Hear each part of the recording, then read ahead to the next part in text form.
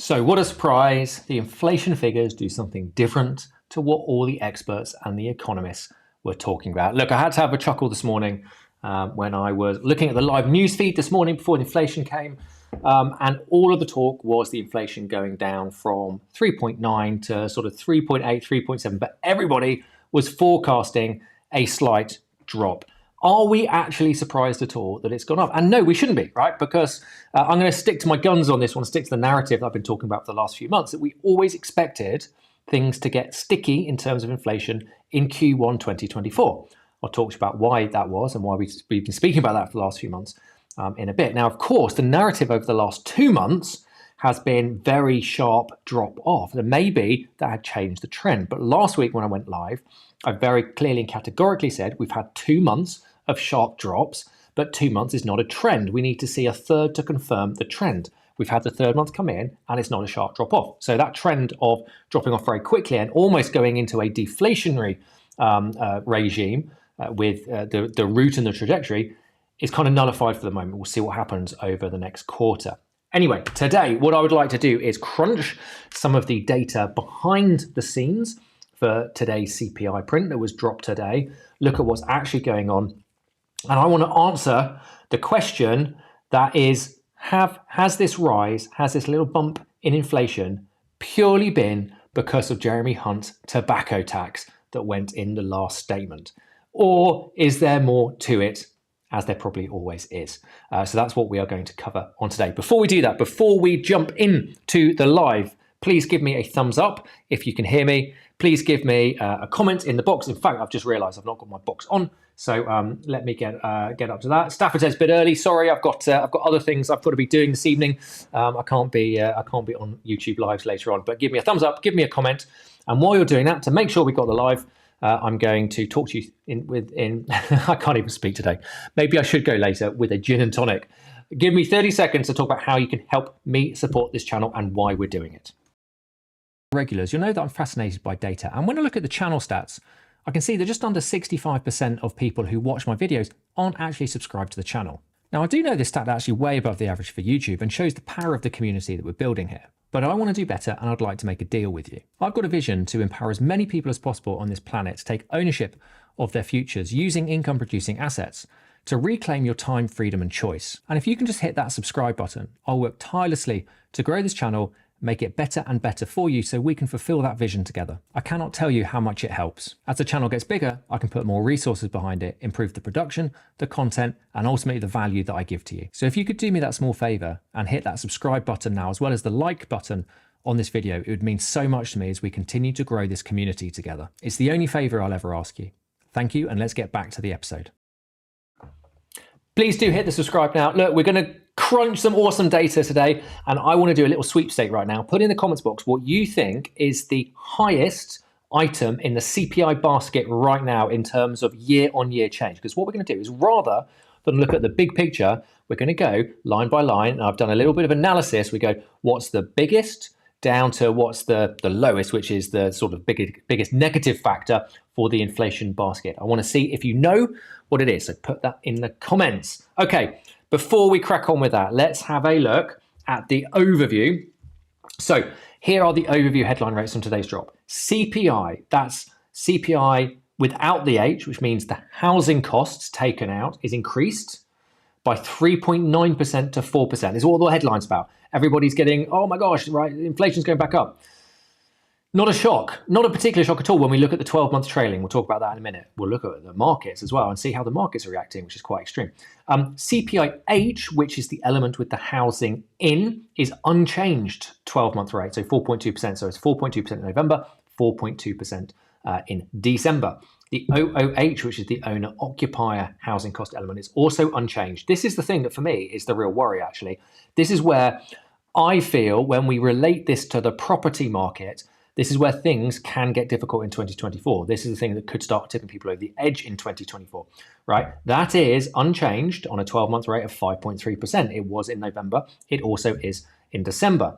And by the way, just to clarify, because this is a rate of change, because it's unchanged, right, at 5.3% month for the trailing 12 month, does not mean that the costs have not gone up.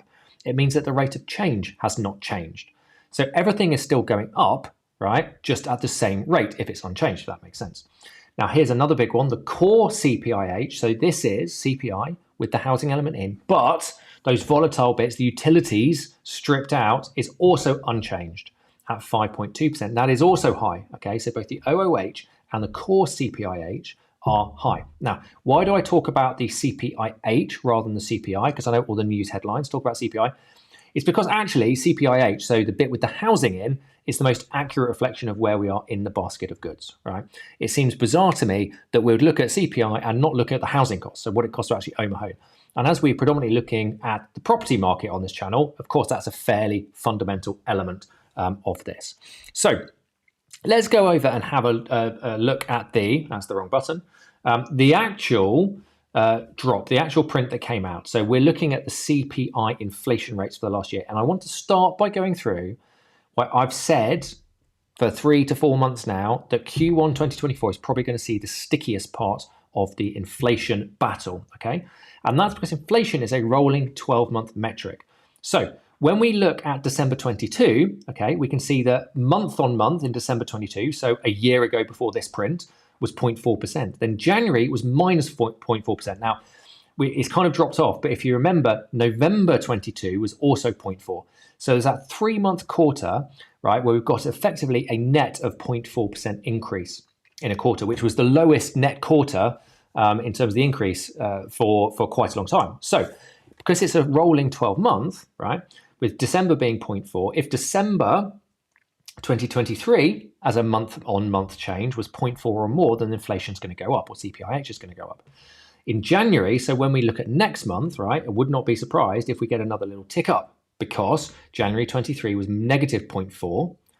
So unless it's more than negative 0.4 or less than negative 0.4, whichever way you look at it, right, it means we're probably going to get another little tick up in January. However, we then go into a quarter, February, March, April, of 1% month on month, 0.7% and 1.2%. So depending on what the month on month is in February, March and April 24, we could then see quite a rapid decline in the CPIH or the CPI, or both of them figures, because they're kind of largely mirrored, but CPIH with that housing cost in is going to be more affected by the housing element. So that's why we've always said that Q1 is going to see the stickiness.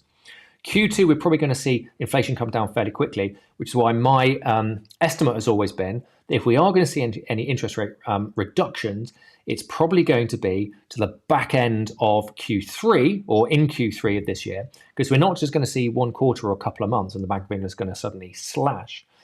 And this was obviously on the hypothesis that we do stick in Q1 and then come down in Q2, might well see the interest rate cuts in Q3. Now, I know the market has been talking significantly, and for a month or so now, of those cuts happening more quickly. Potentially even in May this year, seeing the first cuts. I would suggest that that's going to be pushed back now in terms of expectations. So I wait to see what's happening with the swap rates. Obviously, the swap rates are overnight, so we'll see tomorrow. But the gilt yields, we'll have a look at in a second, see what's been happening today on the gilts market. Okay, so that's the first thing to comment. This is not a shock for me. Now, the next thing I want to dive into is the big headline that this is purely because of our cigarette tax that went in, right?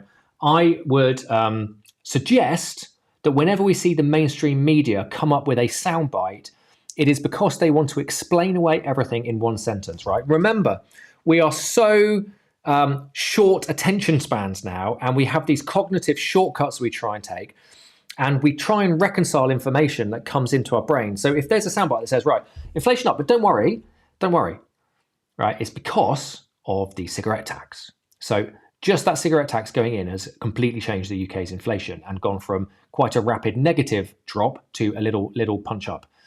Do we believe, and give me a yes or a no, do we believe in these headlines, right? This mainstream media headlines trying to explain away what's going on in the soundbite? I don't believe a bloody word of it, to be honest. And it really annoys me when you see everything being explained away, because I want to look at the actual data, the actual figures, the actual numbers that's going into this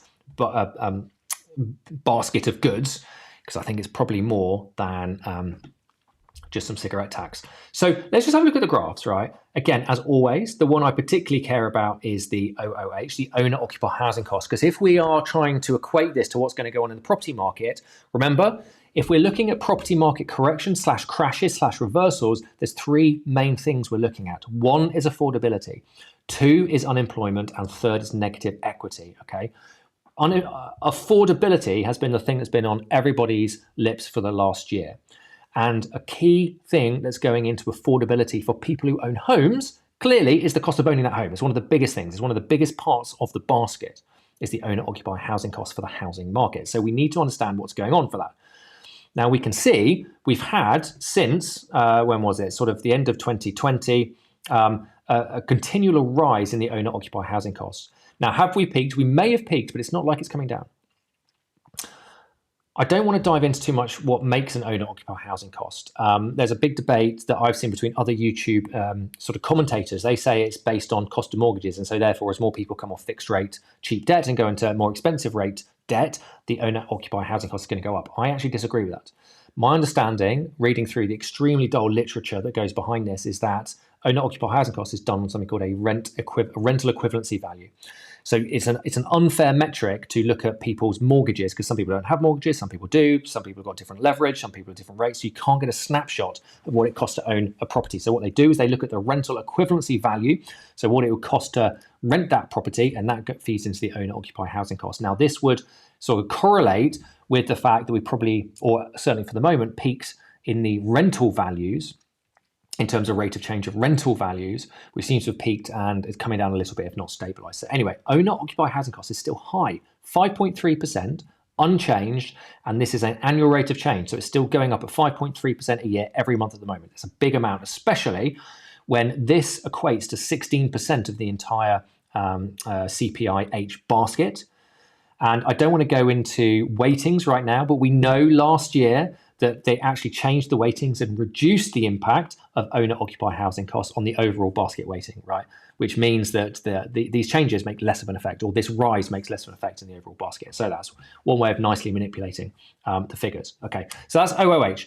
Now, I want to talk about the notable movements in prices. And as I go through this, it is really important to understand the difference between the 12-month rolling figure that we look at and the month-on-month change, okay? So for me, very often the month-on-month change is giving us a better idea of where we're going rather than 12-month average, which is comparing where we are now with where we were last year. So notable increases, and it does fascinate me that the narrative is still CPI has gone up because of the tobacco tax. But it's being offset dramatically by the cost of food falling. Now, we need to have a look at what that means, the cost of food falling. The cost of food is not falling, right? The cost of the rate of change of inflation is falling on food, and we're now at 8% overall rather than the 9.2% we were at in December. So year on year, we're at 8% increase in food. That's still 4 times target, right, in terms of overall inflation. If we look at the month-on-month of food, in December it's still 0.5. So if you pro-rata that, that's still 6%. So it's not like it's minus. It's a minus figure, right? Now this alcohol and tobacco, you can see we have ticked up. Okay, so month-on-month for alcohol and tobacco is 1.2%. That's a big increase, 1.2% month-on-month from November 23 to December 23 is 1.2%. So yes, it has. This tobacco tax clearly has had an effect, but how much on the overall basket of goods? Okay, if we come over here and look at the weightings, one of my favorite things to look at.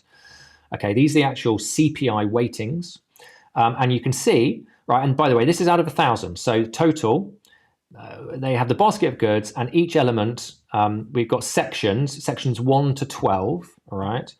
You can see these different sections. Then each section actually has a load of other line items, which we'll look at in a bit. I think it's an interesting exercise to look at those in a bit.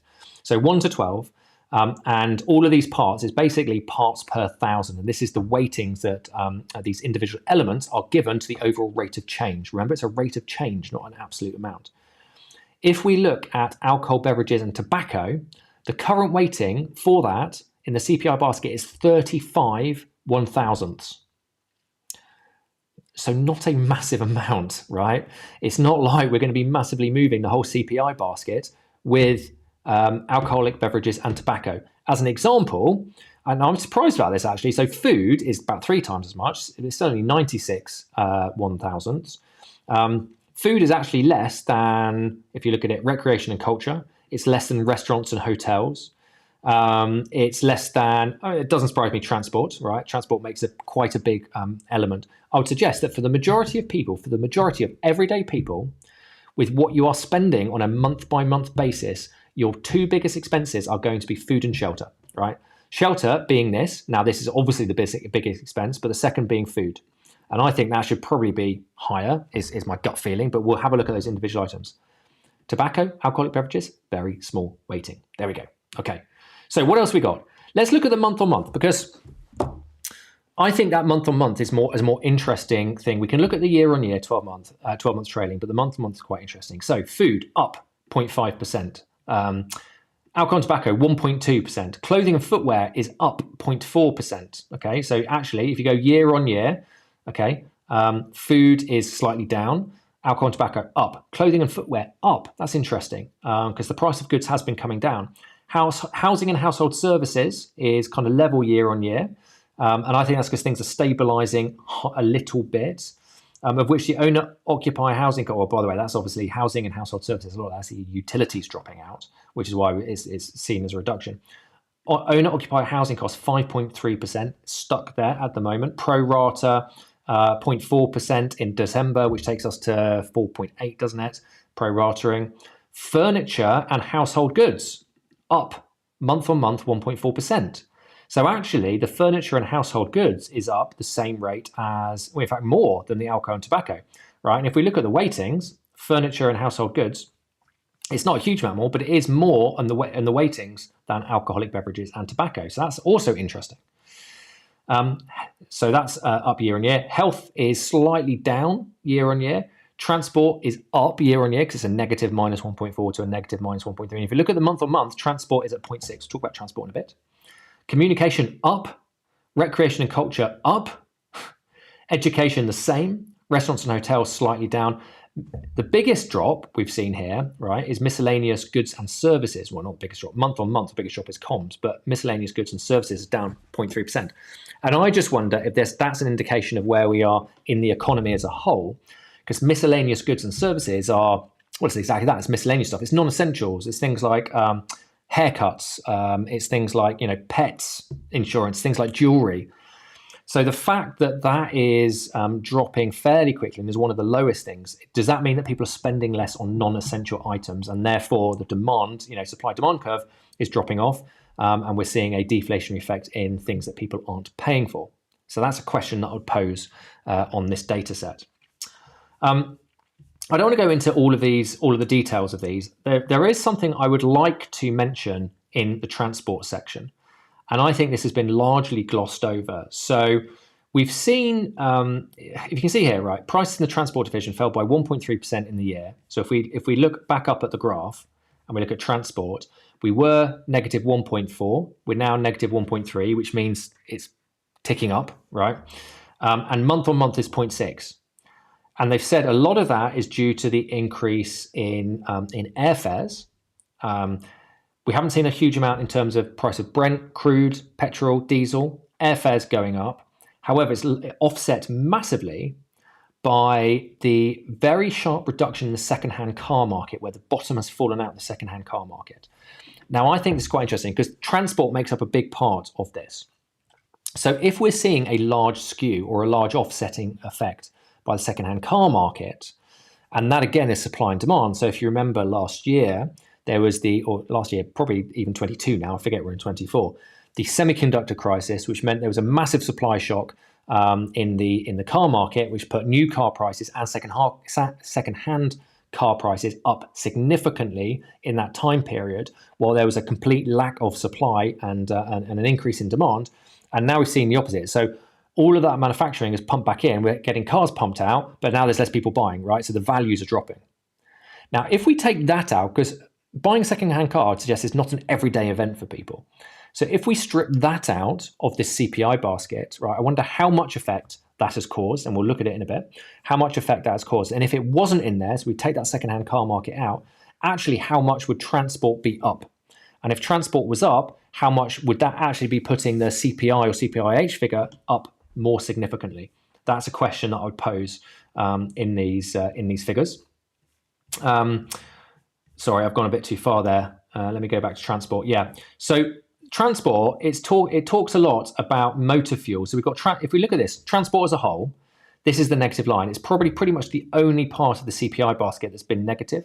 And that's because it was so high last year, or into 2021, 22, the cost of Brent crude went up so much. It's then effectively, because it's a year-on-year trailing metric, right? When you compare it year-on-year, it's negative. However, we popped up, we came down again, we're popping up again. If we take that second-hand car market out, I would suggest we're going to be a lot higher than we are now. So we talk about motor fuels a lot. Motor fuels are not doing too much at the moment. We're still negative in terms of motor fuels by a fair amount because Brent is not going up. Okay, so let's just look at what it says about the second-hand car market. Second-hand car prices fell for the 7th consecutive month. Between November and December, they fell by 2.8%, which is a huge amount. And on an annual basis, they've dropped by 8.4% in the year to November. Take that out, I think it's a different picture, if I'm totally honest. Okay, so food and non-alcoholic beverages coming down. Still significant, right? Still 8% year on year. So still going up quite a lot year on year. Okay. And then if we look at, no, I don't particularly care about that. I just wanted to look at the different elements, right? This is what I wanted to look at. Because again, remember, what the headlines are saying is this is predominantly bumped up by the tobacco tax. If we look at the elements that have actually gone into this, this is actually 21 to 23. I want to look at, sorry. Well, if we look at that, that's obviously the month on month, right? This is the change between November and December. So this is not giving us the 1 year. This is giving us a 2-year trailing for some reason. But if we look at the 2-year trailing, I don't know why it gives us two-year trailing, and I put my cursor on December, we can see that the alcohol and tobacco there is 0.43 for the last 2 years. Which when you look at other contributions, food and non-alcoholic beverages 0.76, housing and household services 0.58, recreation and culture 0.67, restaurants and hotels 0.8, other goods and services 0.65. Okay, it's not really a narrative that it's all being pumped out, this annual rate of change for the tobacco and the tobacco tax. So I think it's a load of rubbish, personally.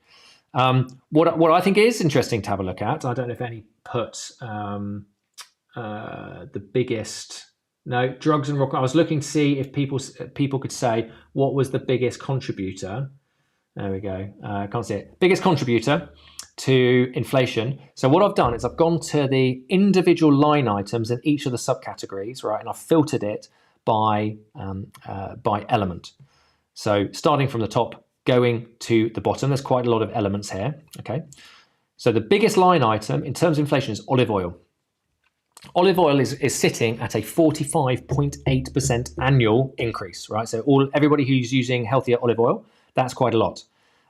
Motor vehicle insurance is sitting at 43.8% annual. Transport insurance, 40%.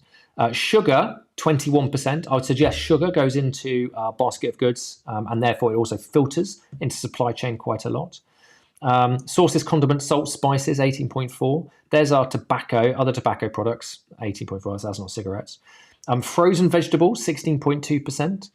There's cigarettes, 15%. Other bakery products, 15.6%. Okay, so when we talk about the rate of change and things getting cheaper, when we actually look at the individual line items, pork, 13.6%. Alcoholic beverages and tobacco, 12.8%. Beer, 12.8%. Flours and other cereals, 12.6%. By the look of it, flour is going up. It's got a high rate of change. Flour goes quite a lot into our supply chain. The offsetting factor recently is dairy, by the way. Dairy's come down a lot in price. But all of these line items, double-digit annual increases. And if we scroll down, we've got to go a long way down, right, before we start finding things that are lower than the rate of inflation. So let's see things that are lower than the rate of inflation. Clocks and watches, okay, non-essential. Fish, probably quite an easy non-essential food to buy, right? Bread, interestingly, bread's there, which is strange as flour's gone up so much. Articles for babies, personal grooming treatments, non-essential. Let's see what else we got. Lubricants, camper vans, non-electric kitchen utensils and articles. Repair of jewelries, washing machines, drying machines, miscellaneous printed matter, service of painters, services of plumbers, right? All of these things are non-essentials. Repair of household appliances. And what else we got? Paper products. What we've got that's negative? Cleaning equipment, repairs, leasing and rental of major tools and equipment, garden plants, a lot of non-essential stuff, team. Frozen seafood, heaters, air conditioners. Yeah, surprise. Let's go and see what the bottom is. Funny old thing is the utilities, because that's energy price cap has clearly come down a lot, and it will be coming down probably more in the summer unless something weird happens. And then we've got our secondhand cars here, negative 8.7%. Butter, milk. So you can see the dairy has come down a lot. PCs, photographic and cameras, all that sort of stuff. So the big negative factors here are utilities, dairy, and a lot of non-essential stuff. But when you look at most essential things that people are buying on a day-to-day basis, they're still going up quite a lot. So my suggestion is, right, we have to understand what's going on in this basket of goods overall. Okay, so where does this leave us? So let's have a look at what the markets are doing today in terms of this is the 10-year gilt index. So if I just put this out to, let's go up to 5 days, 5-day view. So we can see this morning we had a big jump up in terms of the gilt yields, which is basically the market starting to backtrack in terms of interest rates coming down. Maybe they have been a little bit premature in going, we're going to be coming down, sort of May time. So we're now sort of grinding up in terms of the 10-year gilt yield and not far off 4% again. If we look back at that on a 6-monthly chart, okay, we can see how we came down pretty quickly, sub 4% in December. And in December went from 4% down to 3.435% as a trough. We're back up now today, almost at 4% again. So in January, that sentiment is shifting in terms of where we think those interest rates are going to come down pretty quickly. The market's backtracking, right, and sort of going. It's not going to be maybe as quick as we thought last month. How does that impact the property market? I think interestingly, in the property market, a narrative that we are seeing right now is a lot of the banks competing for custom by slashing their mortgage rates. Even this morning, I saw more articles saying mortgage rates coming down. And with those banks competing, they're kind of banking or betting, hedging with swap rates that the interest rate is going to come down sooner than they like. But if that doesn't happen, are we going to start to see those mortgage rates sort of either level off or start creeping up again? Because if they don't come down, they can't carry on dropping forever, right? Somebody's going to go bankrupt or somebody's going to go insolvent at some point if the main base rates don't come down. Swap rates cannot continue to come down forever unless something really weird is happening. So I would suggest this is probably going to feed in over the next month or a couple of months. I still do think that unless we see that third-party geopolitical sort of black swan event, and yes, we're still looking at Red Sea, what's going on there, it's we are going to see increased costs come in with supply chain disruption, with oil tankers diverting around South Africa all the way around. That's going to add a lot to certain supply chain issues. So I would see next month, so effectively CPI for January, which is going to be released in February, and February released in March, I would not be surprised if we see that little tick up and we have that more sort of, sticky inflation for the next quarter, which surely will drive those swap rates and those mortgage rates, or at least stop them coming down. Of course, that is going to feed into affordability.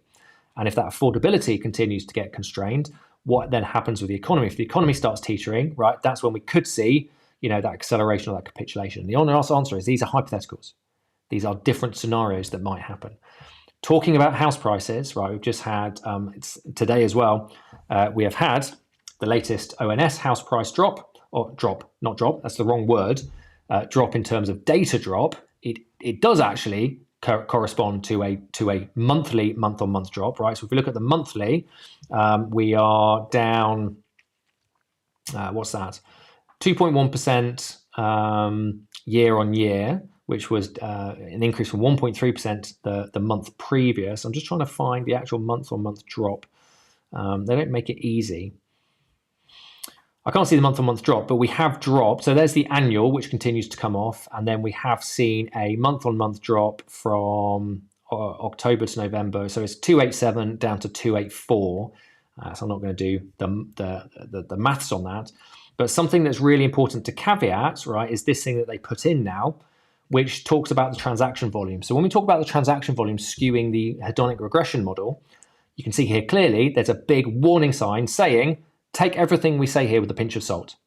I.e., it's very difficult to actually understand what's going on with these low transaction volumes, to know exactly what's going on, because these are just models. Now, if we compare this with the Halifax HPI graph, just zoom it in a little bit.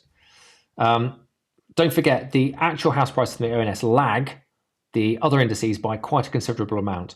So we see we peaked here. This ONS is peaking in, was that November 22? Here it's sort of peaking here, probably, I don't know.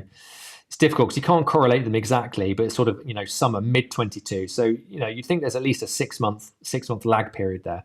Now on the Halifax, you can see we had the peak, we had the drop off, and then we had another little increase, but it didn't kind of go back up. So it was almost a down channel. With the ONS, it's actually slightly different. We actually had the peak almost hit the same as the first peak. So we almost had a double top, and now we're on the way down. So we're on the way down for the second time. You can see we came down for the second time with the Halifax, and now we're seeing this sort of tentative recovery. It's interesting because when I do talk about this, I'm not a trader. I do have some knowledge of trading patterns, and a few people have made a very good point. You can't do trading analysis on house prices because there's so much lag and illiquidity in the system, and I totally agree with that. Right? I'm just trying to make some mental models. Something you do see in trading sometimes is a pattern like this. If you have a down channel, right, and you have this little burst out, but it's very weak and it's got very low transaction volume. And it's almost like just trying to, it's like the rocket coming out of orbit. It's like almost out of orbit, no, run out. And then it capitulates afterwards and comes crashing down back to Earth. That's sort of a trading pattern you see with certain types of trading analysis. And there's a hypothetical case to say you've got the same sort of thing here. This is a very low data, right? Probably very skewed in terms of the amount of properties that are coming onto the market and selling. Well, they're not selling. Obviously, this is Halifax. So this is effectively mortgage approvals. So very low data set, very tenuous little sort of breakout there that could be running out of steam, boom, we crash down. With the ONS, we've probably got similar. The data set is very small and it only doesn't publish all of the data in the data set anyway. So yeah, we got quite a messy picture. And I would say as we go into 2024, we've got quite a chaotic picture. There is, there is still really no defined direction. We've got GDP ping-ponging around, yo-yoing around. We've got the ONS with this sort of, kind of double top. We've got the house price indices that are kind of undecided, but the transaction volumes are so long. And we've got inflation that has been falling, but now have we hit the quarter of stickiness that's going to sort of reverse short term or temporarily reverse where the swaps are going or reverse where the mortgage rate's going. So I think it makes for an interesting and difficult to call next 6 months. As always, my narrative has always been a longer and shallower peak to trough correction in property prices. But a much larger correction in real house price. And of course, with inflation now sticking again at 4%, that will add to the real house prices, going down more significantly and for longer. And at this point, as I've said for about 2 months now, I still feel that the housing market is really dependent on what happens with the economy. So the economy is the deciding factor. And is that going to be something that's decided by a third-party geopolitical event? Or is it going to be, just us going into recession for where we are? When you look at the data, I do think it's interesting that the miscellaneous goods and services, sorry, let's go back to this one and go up to the top. If we look at the negative, the deflationary aspects of this, let me just find the right graph. There's too many graphs here. Oh, I've missed it. That's frustrating. I need to find the offsetting or the monthly horizontal bar chart is what I'm looking. There we go, this one. If we go down here and we look at the miscellaneous goods and services, other thing that's coming down is restaurants and hotels. So, these to me are a lot of non-essential stuff. So is that a supply-demand issue with people not spending as much on these items? Of course, there's many other things that go into it. Restaurants and hotels will be affected by utility prices. Big time, they will be affected by price of food. So if food's coming down, utility prices are coming down, restaurants and hotels should come down, but food's not actually coming down, right? It's just going up at a lower rate. that's my thoughts from today's drop. I'd love to hear what your thoughts are, team. What have we got? So have we got some questions? Steph says, "Oh, do you have the savings draw graph?" Steph, I've not been able to find one. I've got to be honest. The only thing that is tracked on a monthly basis is the savings ratio, the average household savings ratio, which is on the increase.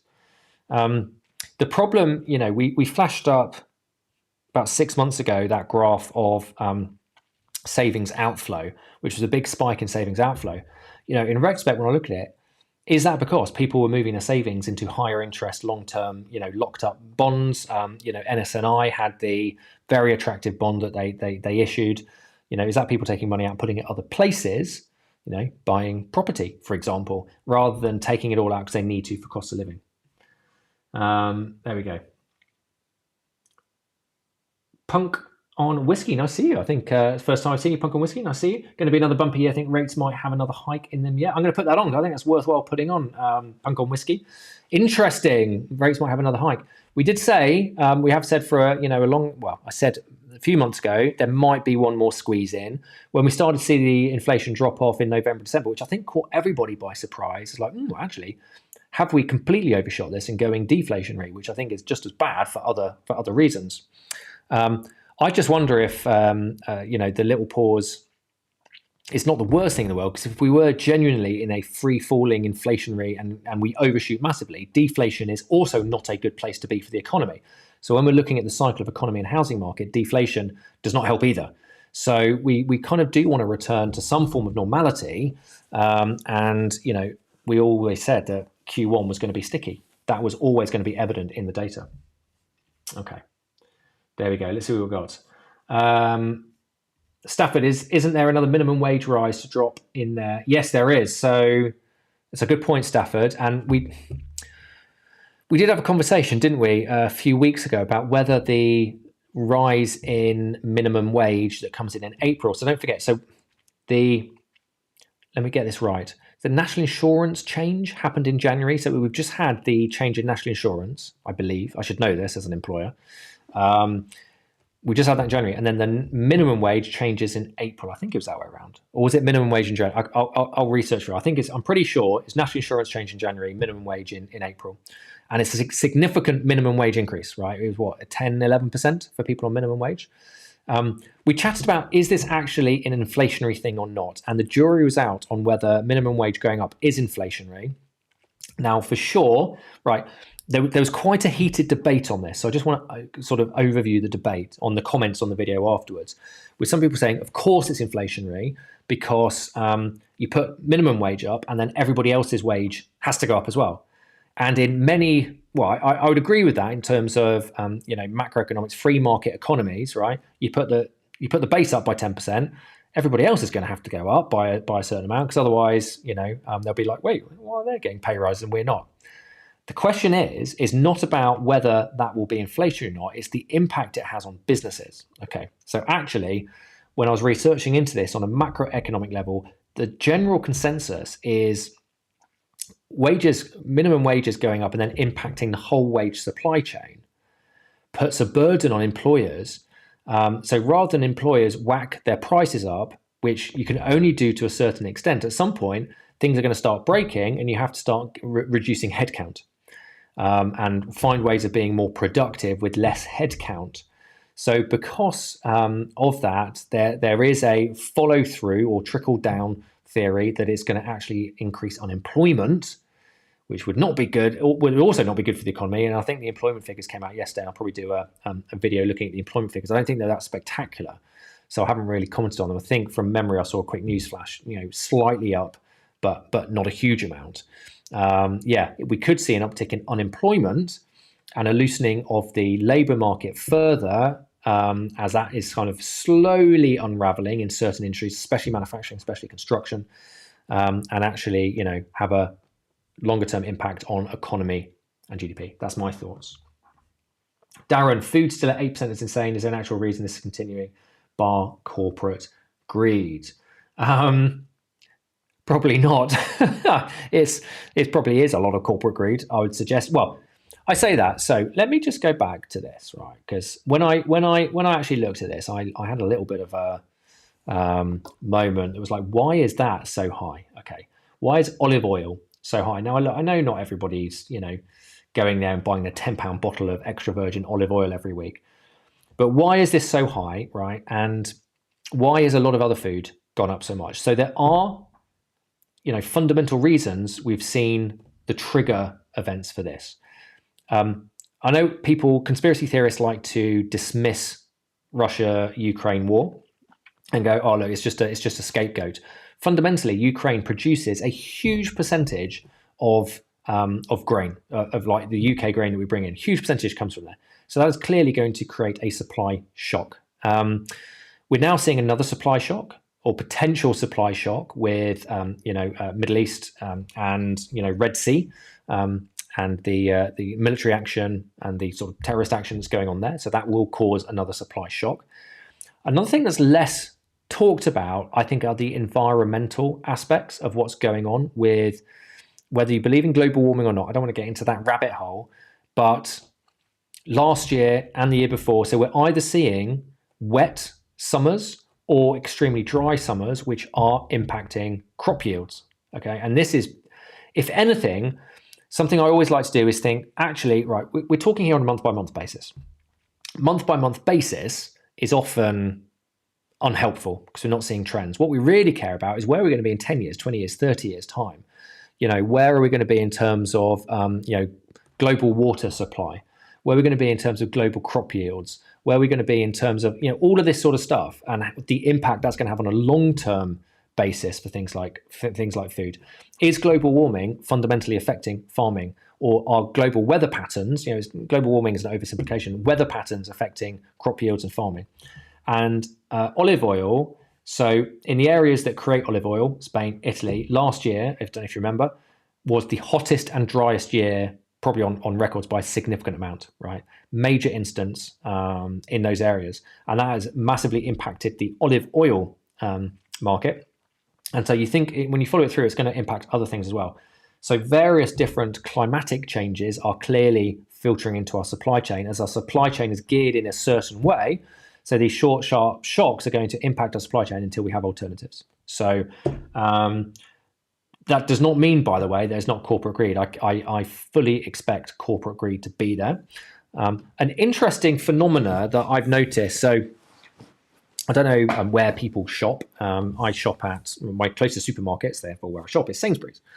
Now, I've had a Next card for many years and I lost it and couldn't be bothered to replace it. I lost it last year and started noticing the amount of quite significant discounts on products in Sainsbury's if you use a Nectar card, so Nectar price.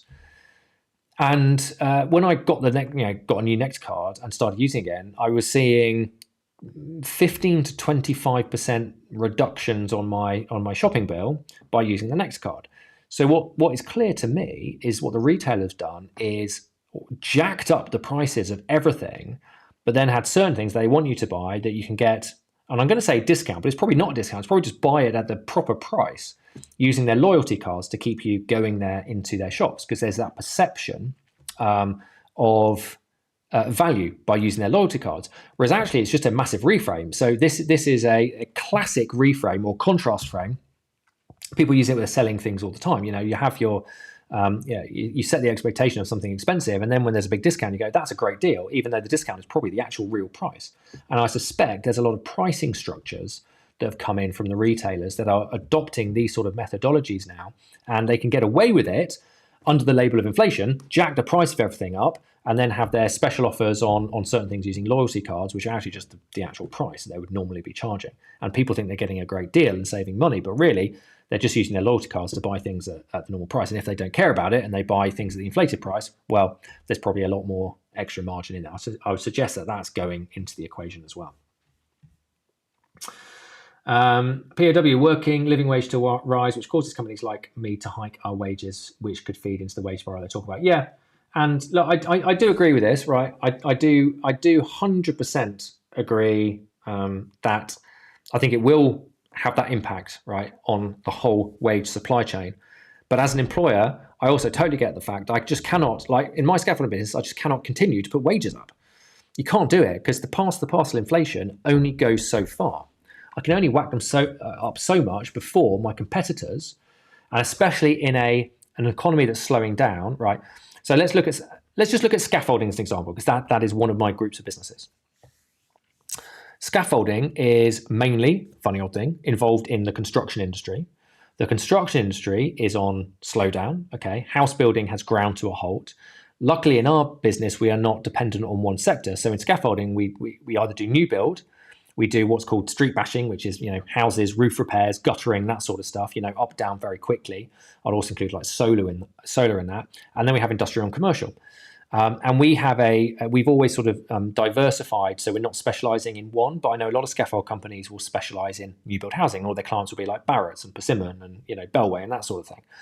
Other smaller companies might just do the street bashing because they don't have the infrastructure in place to go in and do the health and safety or the RAMs or the contracts correctly with the, sort of bigger commercial industrial clients. We underpin our business with the commercial and the industrial clients, which at the moment is proving to be the way to go because the house building's ground to a halt.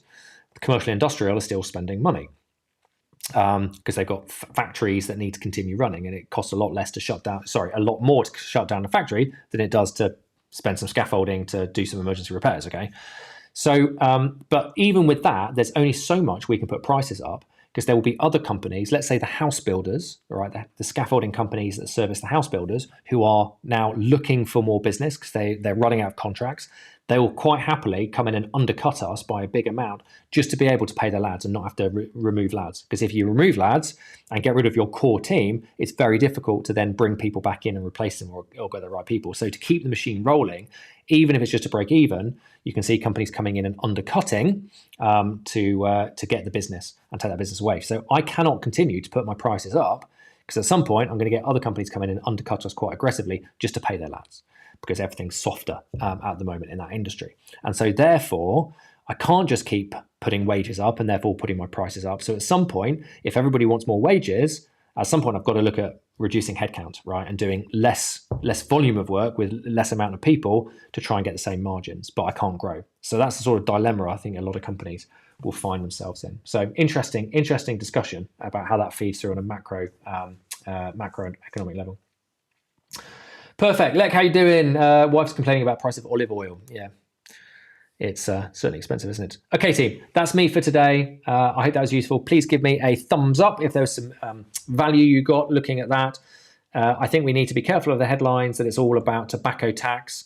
There's actually a significant amount of elements of the basket that are up considerably other than just tobacco. I would suggest my personal hypothesis, as I've always said, and I like to just stick with a trend and not keep flip-flopping every time the news comes out.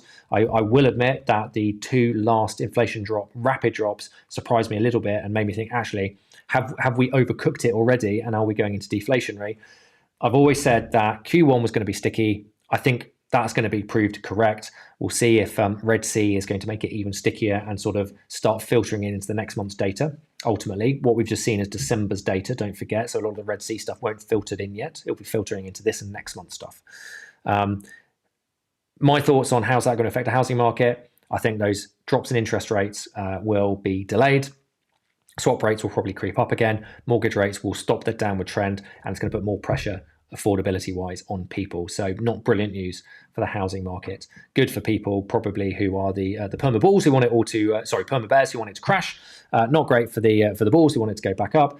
And if you've just got a portfolio and you're trying to cling on with your fingertips, probably not brilliant either. But of course, look, I hate to say it in an objective way. If you're into property and you're into, if you're a property entrepreneur, and understand how to play the rules of the current game, it means there are significant opportunities if you can look in the right place. So I'll leave you on that note.